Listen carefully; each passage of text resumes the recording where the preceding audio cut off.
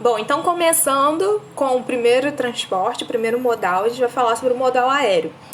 Modal aéreo, né, basicamente com aviões, né, também podem ter helicópteros, né, mas geralmente modal aéreo a gente está falando aí de aviões. Então, quais são as vantagens e desvantagens? Eu vou sempre começar com as desvantagens, o lado ruim, depois a gente fala das coisas boas. Bom, a desvantagem de você fazer transporte de pessoas, né, e mercadorias, na verdade mais mercadorias, né, no transporte aéreo, é que o frete sai caro, né, porque ele é baseado no peso da mercadoria. Então, até mesmo para você que leva bagagem, né, como passageiro, você percebe que tem um limite, né, de peso para você levar na sua bagagem, né, seja ela de mão, enfim, ou para despachar, né. Então, a mesma coisa acontece quando a gente está falando de produtos. Então, fica caro você levar produtos que sejam um pouco mais pesados ou que sejam maiores, né, de avião, né? Então, isso fica caro, né, o custo do deslocamento do frete. Leva poucos produtos por conta do peso permitido, né? Então, imagina, todo mundo querendo levar uma grande quantidade, não ia dar certo, né? Ia ocorrer algum tipo de acidente, né?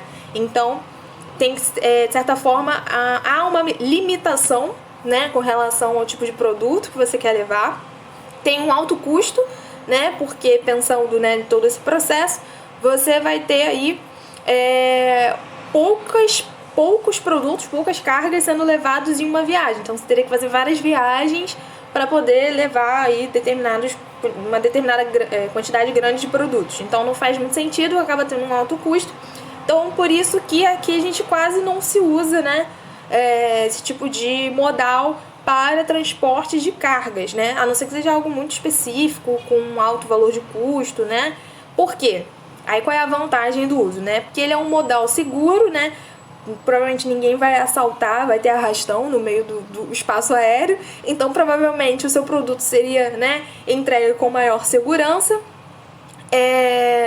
Você não precisa de embalagens com muito reforço, porque você provavelmente não vai ter um acidente. Se tiver um acidente, né, aí já é outra modalidade de gravidade, né, que acontece com relação aos acidentes aéreos. Mas se tudo der certo na viagem, seu produto não vai estragar, enfim, não vai ter nenhum tipo de problema. Então, o custo com embalagem também é algo a ser contado, né, como positivo. E o lado bom também é a questão dos aeroportos, né? Os aviões só podem sair de aeroportos, então geralmente os aeroportos estão sempre concentrados em centros urbanos. Então isso acaba facilitando o escoamento de produtos, né, por conta ali das presenças das empresas e das indústrias presentes em centros urbanos, tá? Agora, com relação à questão de passageiros, né, de pessoas, é um ótimo modal, né? Uma mobilidade efetiva, você consegue viajar a longas distâncias, né? Para viagens internacionais também é perfeito o modal aéreo, coisa que antigamente com os navios demorava muito, né, a se chegar. Então é uma técnica, uma tecnologia, né, que foi sendo aprimorada, que levou a gente a ter os modelos, né, aéreos que nós temos hoje, tá? Então esse é o nosso primeiro modal. O segundo modal que a gente vai falar hoje é o ferroviário, né, que tem a ver aí com os trens. Também pode ser associado aí metrôs, tá? Mas geralmente, para ficar mais específico, a gente fala metroviário, mas são as mesmas questões, então aqui a serem trabalhadas. A diferença é que o metrô ele é mais característico de áreas urbanas para deslocar pessoas, né, no deslocamento diário. E as ferrovias, né, os trens também têm essa opção, né, de passageiros, mas também é muito utilizada para a questão do deslocamento de cargas, de cargas pesadas, né? Então vamos dar as desvantagens e as vantagens desse uso, né, do ferroviário aí movido a trilhos.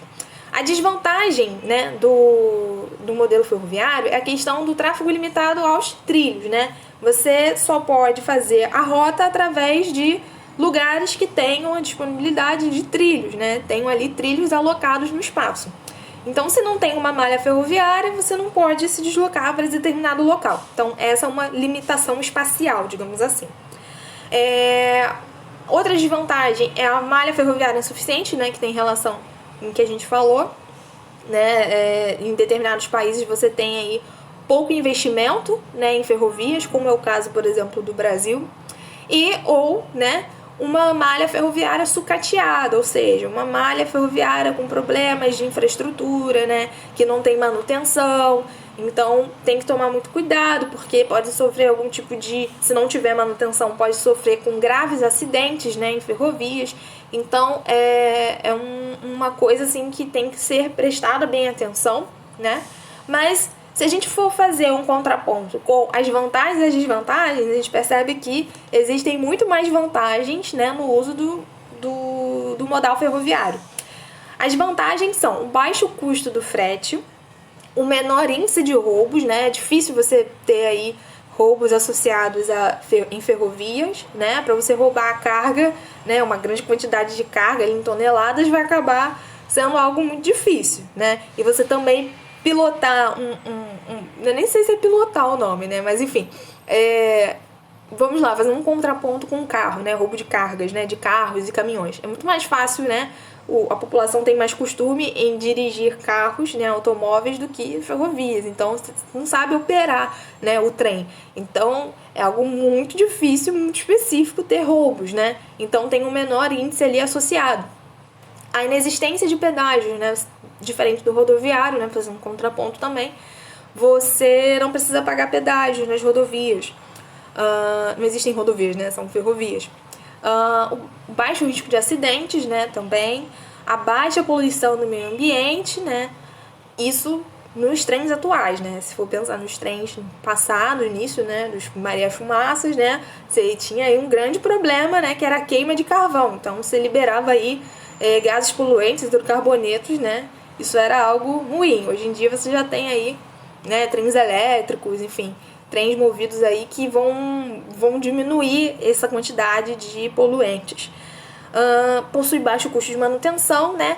Na verdade, poderia ser até uma desvantagem, né, que não apareceu aqui. O problema é a implementação, né?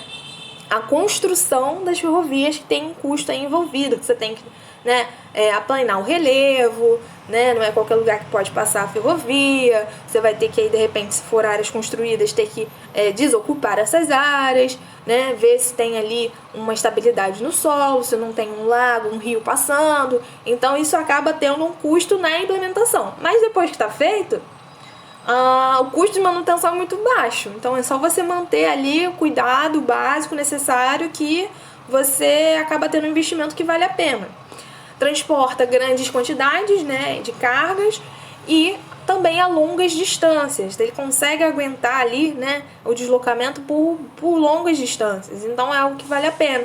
Aqui no Brasil a gente não tem costume de ter uso de ferrovias, né, de trens para o deslocamento entre cidades, entre estados, né? A gente tem dentro das regiões metropolitanas sistemas ferroviários, Rio de Janeiro, São Paulo, né? Você tem uma malha ferroviária bem estruturada, né? Digamos assim. Mas diferente, por exemplo, de países desenvolvidos, né? Principalmente na Europa, o uso dos trens é algo constante, né? Eles inicialmente, né, lógico que foram os pioneiros na construção, né, das ferrovias, mas eles foram aprimorando, né, o uso desses trens, né, e que se utilizam aí com um deslocamento entre cidades, entre países até mesmo, né, principalmente ali na zona da União Europeia. Então a gente percebe que aqui no Brasil a gente não teve investimento suficiente em malha ferroviária no processo histórico de ocupação, tá bom?